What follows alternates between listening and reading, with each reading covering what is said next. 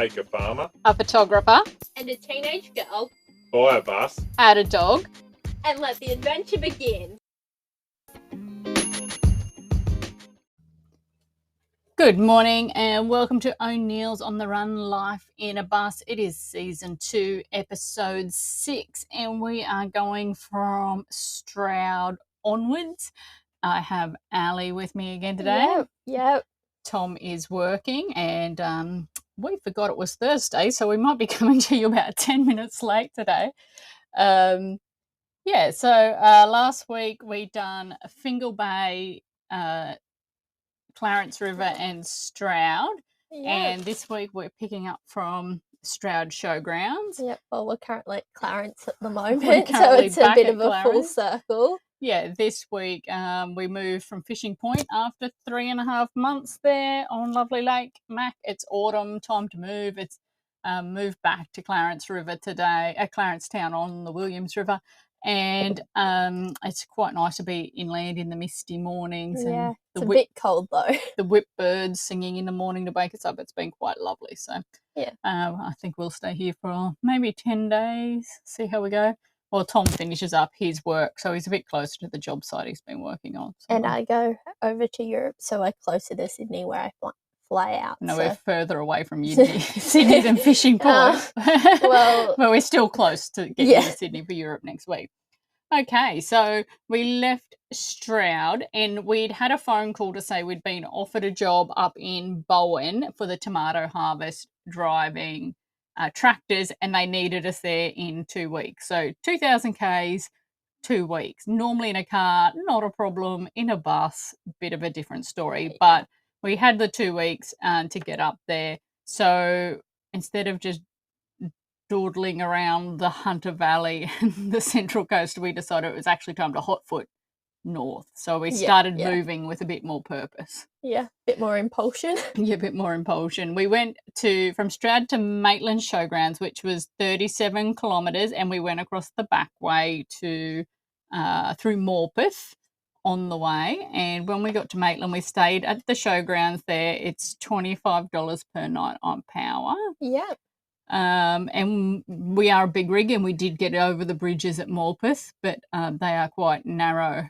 But again, just take your time and look at the load limits. And Morpeth was wonderful, though. I think you love it. Yeah, I'd like to stay there, but I don't think they have a big enough caravan park. I don't think they have many facilities at all for camping there. But it's one of those cute little touristy on the rivers. Candy shops and cafes and boutiques and art. And a bit like Beechworth in Victoria. Yeah, or Coranda and all those little touristy towns. But it is quite cute. It's a lovely little river village. We stayed at Maitland for 3 nights. And the first day we went back to Morpeth on our motorbikes. It was actually the first time since we left Tamworth that we got the motorbikes out. Yeah. And we suited up, we cruised back to Morpeth, and we had lunch, and we rode the motorbikes home, put them back on the trailer. And that was about the extent of our motorbiking, really. And we done the Maitland jail tour. Now, Ali decided to opt out that day. I'm pretty sure I wasn't feeling that great. But Tom and I really enjoyed it's a self-guided audio tour. It probably is a smidge expensive. I think it was like $30 each or something. But it was quite informative, and because self-guided, you go at your own pace. And we did enjoy and found it quite informative, going through all the cells and all the stories from, like the 1800s to when it got shut down not that long ago. So, and all the famous murderers and things that have been jailed there. So I would like to go back and do the nighttime ghost tour one. And they also play like laser tag there in the dark, which I think would be epic. So maybe one day when we're back at Maitland, or if we're back there, we'll go and do that. And then while we're in Maitland, Ali also went to MMA. Yep, Maitland MMA. Pretty good. Got your ass handed to you. Yeah. Thought I was better than I was. Definitely not good enough for MMA. but I think I got the 1 hour that I did was free because you get your trial period, so I think that was definitely good. Just had to sign a waiver. Lovely there. Again, the only girl in the class, very used to that with boxing, but it was very, very good, very welcoming. Yeah, so Ali likes boxing and Muay Thai and thought she'd have a go at MMA, and the boys did not go easy on it. No. Oh, it's a plane. I was wondering what the weird noise is. We're right under the fighter jet plane for Williamstown Barracks here, so we get this odd rumbling. You'll probably hear it on the audio coming over every now and again since we've been here. Yeah. Yeah. So Maitland Showgrounds, the caretaker guy there is fabulous. We've stayed with them quite a few times over this summer as well. The showers are a bit old and they're not that great in the pressure. They're hot most of the time. Mostly. And it's a bit of a complicated story because they actually have new amenities there, but the council won't let them hook them up and use them. So they're sort of stuck. They know their amenities need an upgrade. But they can't. But they're kind of hamstrung there with a whole political red tape. So because one of the councilmen bought a block and is opening his own caravan park. Well, that's the rumour. That's the rumour. We don't know how true or not true that is, but that's the rumour. But yeah, the showgrounds are a very big rig, very dog friendly. The caretaker is excellent. And you can stay at Maitland for 3 week maximum at the moment, and 25 a night powered. Like I said, the showers aren't new, but they're completely serviceable. They do their job. They do the job. They're not glamorous, but they do the job, and we stay there quite a lot. So after 3 days at Maitland, we moved to Tamworth Paceway. Yeah.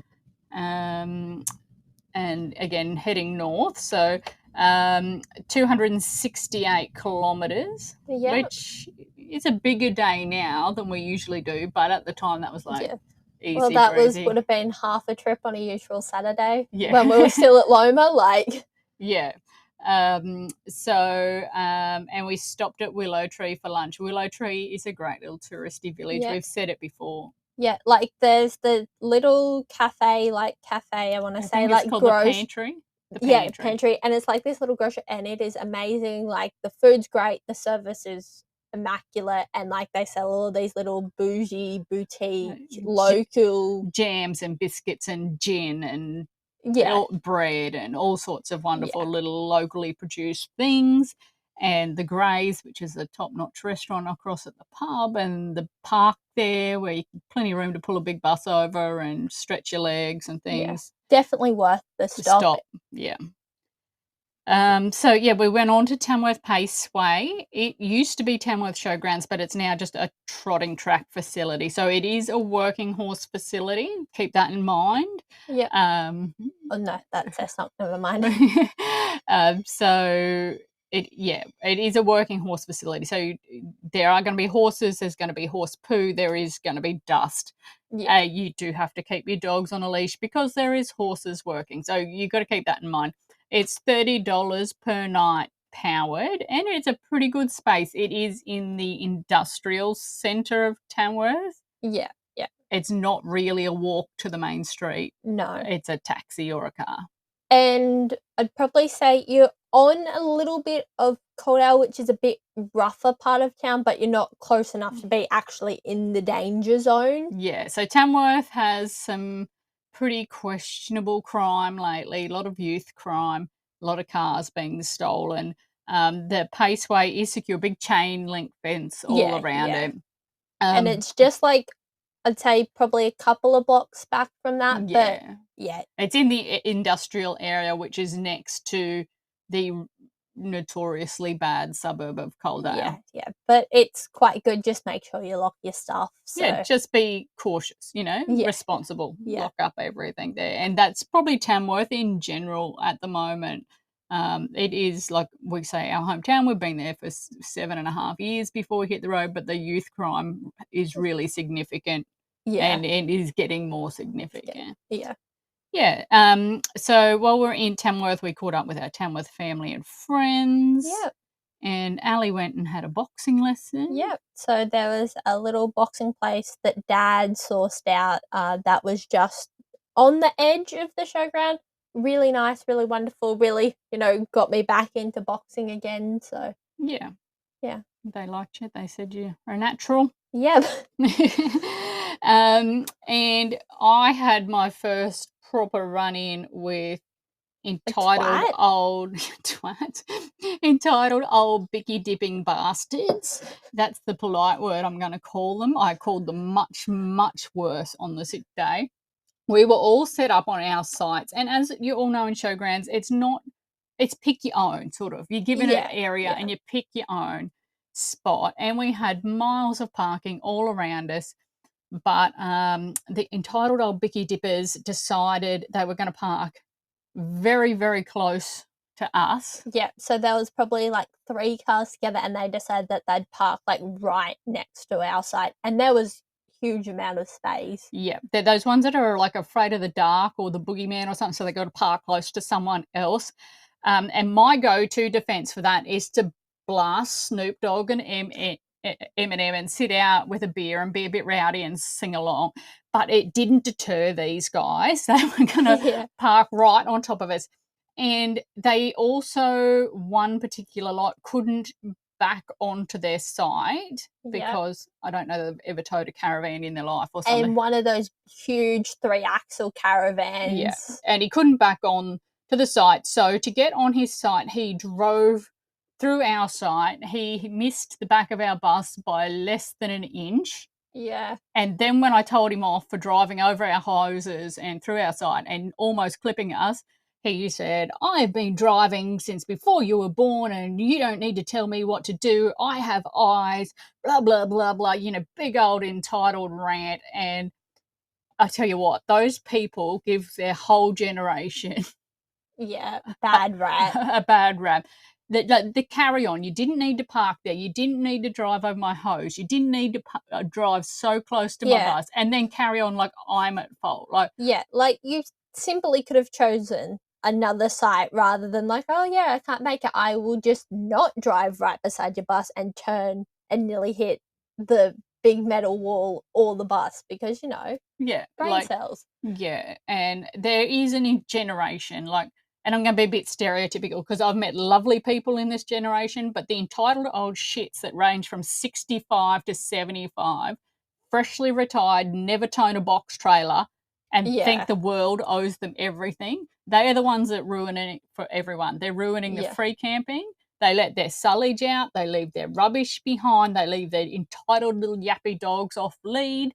It is ridiculous. There goes my big rant for the day. Yeah. Like there's some really lovely, like I've had some conversations with some really lovely ladies, like at Clarence just yesterday. I left my key in the toilet. There's the lady straight across. Had a lovely chat with her, borrowed a key for a quick second. She's amazing. It's the ones that come in have come off money with the huge 3-axle caravans. The big ram, never towed. You can tell them from a mile off. You can pick them before they set their awnings up. And they're ruining caravanning and free camping by being very difficult for everybody. And their whole generation's just getting tarred with the one brush, unfortunately, for everybody who does the right thing. Yeah. So don't be an entitled old bicky dipping shit. Consider that younger generation. Just because we're travelling now and not waiting till we're old and decrepit to hit the road doesn't mean you should hate on us. Yeah. We're the Not Grey Nomads. Shout out to the group, the Not Grey Nomads. I love that group. You are also fun. We follow you on Facebook and contribute where we can. So back to the Paceway. Yep. I think we covered that. Big grassy areas. Yep. Lovely. Yep. The showers were pretty good. It was like a little bit of a walk from where we parked. Yeah, showers are hot. I think they were new. Hot, warm. The only problem that I had is I got timed out by the lights because they're only 5 minutes, so I was trying to get out. Oh, I remember that. They're on movement sensors, and if you stayed in the shower too long, the lights went out and you're all left alone in the dark. I remember that happening to me too. And then, so we stayed there for 2 nights, just catching up with family and friends and everything before we shot north. Yeah. And the next day we went from Tamworth Paceway to Dalby, Queensland, 609 kilometres. It was our biggest day travel, and I think to date, it is our biggest day Yeah. travel. We got fuel in Gunnedah. There's a big servo on the Narrabri side of Gunnedah that's very big, regular, like you fill the trucks and everything up there. So we got fuel there.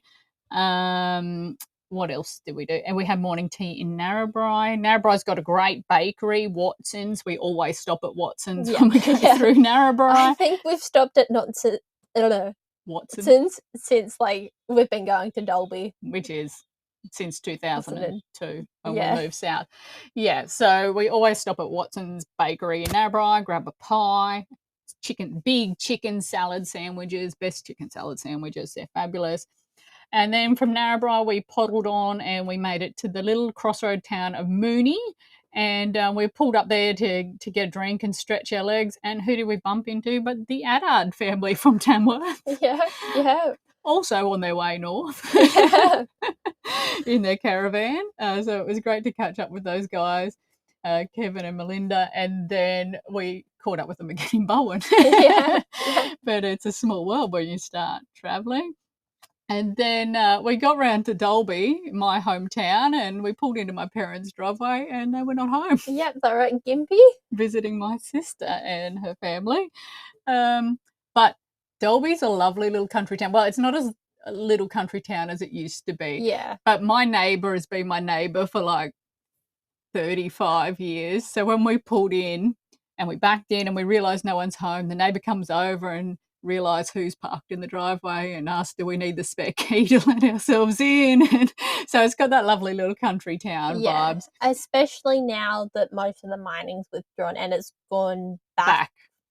It was a country town. It went through a huge mining and gas boom, and now it's kind of gone back to a country town again. Yeah. So, yeah, it's nice to go to your family home and your neighbours are still the same from when you were a kid, and nothing much has changed there. So after we got home, I went round and visited my grandparents, also still living in Dalby. Well, still are in Dalby. At that stage, they were in their home. They've just gone into a nursing home. Yeah. Since, but yeah, so I always love catching up with my grandparents. My granddad's got a wicked sense of humour and lots and lots and lots of stories. Great stories. He's had an adventurous life. Yeah. Maybe that's where we get our adventuring from. Probably. And we tackled a few small jobs on the bus. We'd been having a problem with the door lock seating properly. We actually got locked in the bus. Mostly Dad slammed the door very, very hard and then he laughs at us and refuses to open the door. So we had to fix the door latch. It just, wasn't seating properly and it was jamming up. And we put a new temperature gauge on the back sensor. We run a couple of different sensors on the heat just to be careful. And so we fixed that. So it was nice to be parked up somewhere with tools and things where we could get onto all that sort of stuff. We do carry a lot of tools, but it's nice to have a workshop and things to use. And then the next day my parents come home. Yep. So we actually got to spend some time with my parents, which was nice. And look, Dalby, we call it D-hole or Dalby hole, and we always joke that if you don't leave Dalby before you turn 18, you're stuck there for life. It's one of those vacuums. But I tell you what, they've done the walk along the river up very nice. When I was a kid, it was just like a path along the river and it was always full of shopping trolleys and bats and it was not very pleasant. But they've done a really good job. It's nice and wide. It's a cycle path. It's all landscape gardens and little bridges and little information signs with all the history of the town. Yeah. I mean, Dalby would be a good base because there's some quite interesting things around like the Bunya Mountains and the museums that they have. Like I guess when you live in somewhere, you only see its bad points and not its good points when you live there for a long time. And I grew up there. Yeah. But it's probably not a bad town. Yeah, I'd probably put it in the same boat as Tamworth. Just stay there, see what's in the town and then branch out to what's around. Use it as a base, a good base to explore that Southern Downs area, I reckon. So 2 nights in Dalby, free camping in my parents' driveway, which we just fit in. And then we moved on to Waterloo Plain's free camp at Wandoan. Yep. It was 197 kilometres. And on the way, we stopped in Chinchilla. Yep. home of the big watermelon. Yep. And we ate some watermelon at the big Yep, watermelon. yep. And we stopped at a little fruit stall on the northwestern side and had smoothies and a little bit of a picnic. It Yep. was quite nice. And Dad nearly persuaded me to buy a gel blaster. Oh, yeah, because gel blast is illegal in Queensland, and there was a dude selling them out of a truck because that seemed legitimate. Yep. It was also the first day that Tom's motorbike came loose in the trailer. And left a big scratch up the wall, mostly because he was driving erratically, but you can't tell him that. The bus being 40 foot and then towing a single axle motorbike trailer behind, the Queensland roads just started whipping that trailer around. It was like a dinghy in rough seas. Yeah, but he could have gone slower. And his motorbike weighs like 300 kilos and it was just busting straps and coming loose in the trailer. Yeah. I think we stopped every 15 k's. I reckon that was the next day between Wandoan and where did we stop next? Theodore. But yeah, it was the start of the end of the motorbikes in the motorbike trailer. And a very grumpy Thomas. Yeah, and very grumpy Thomas because it scratched the trailer, it scratched his pristine motorbike, it damaged the generator. It was not good. So that happened somewhere between Dalby and Wandoan on the bumpy Queensland quality roads. And also before we got to Wandoan, we stopped at the Miles Heritage Museum, I think it's called.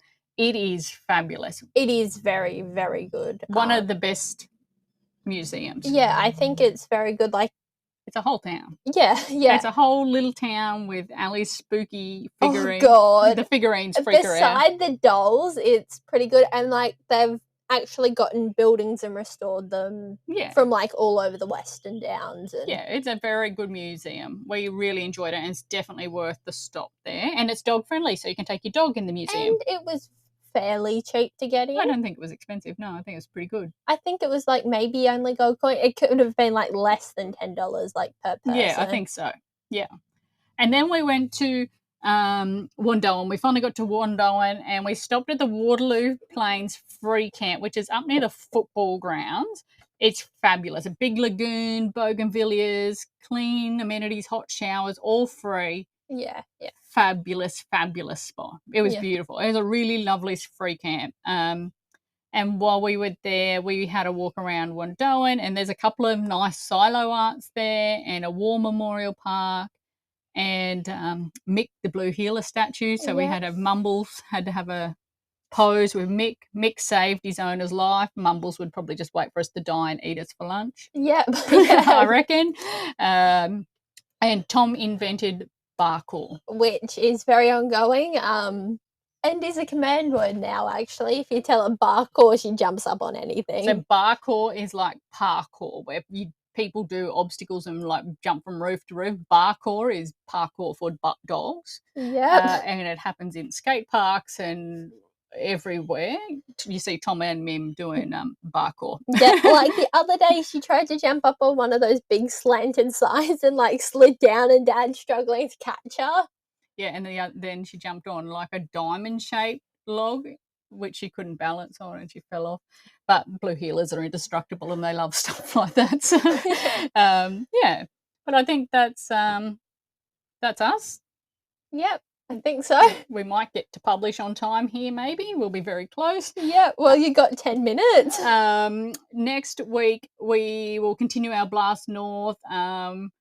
Theodore, Mount Hay, maybe Barracrab. Maybe Barracrab. St. Lawrence. We'll travel up, continue our blast up north and catch you all next Thursday.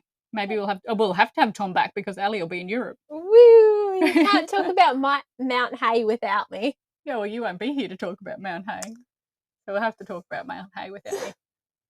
Ali liked Mount Hay. Yeah. Yeah. I think it was a bit of a weird spot, but it suited Ali. Yeah, rock collections. Rock digging. Okay, we'll talk about that more next week. Yep, sounds good. Okay, catch you all next week, guys. Make sure you follow us on all the social media channels at O'Neill's on the Run and tune in regularly to come along with us on this crazy adventure.